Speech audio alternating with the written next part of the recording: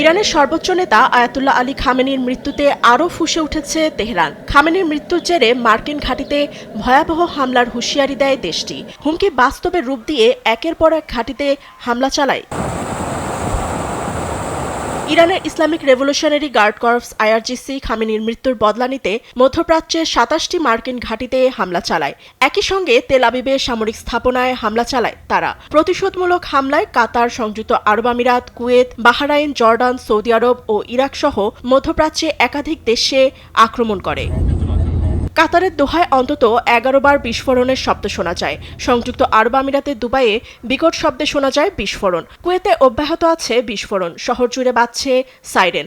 হামলার পর ইরাকের এরবিলে আকাশে দেখা যায় কালো ধোঁয়া। ইসরায়েলে বিরাজ করছে থমথমে পরিস্থিতি। জেরুজালেম, তেল আবিব ও পশ্চিম তীরের আকাশে ইরানের ছোড়া ক্ষেপণাস্ত্র দেখা যায়। এ হামলায় ইসরায়েল জুড়ে একাধিক স্থানে দেখা যায় ধ্বংসযজ্ঞ। স্থানীয়দের সতর্ক করতে শহর জুড়ে বাজছে সাইরেন।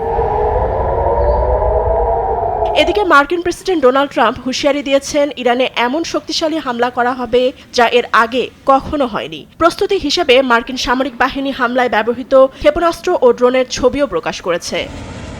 হামলা শুরুর পর থেকে ইরানের বেশিরভাগ প্রদেশে আক্রমণ চালিয়েছে যুক্তরাষ্ট্র ও ইসরায়েল। যুক্তরাষ্ট্রের হুঁশিয়ারির কড়া জবাব দিয়ে আইআরজিসি বলে আরও ভয়াবহ আক্রমণ চালাবে Tehran. Fatema Tasnim, news desk, দেশ টিভি।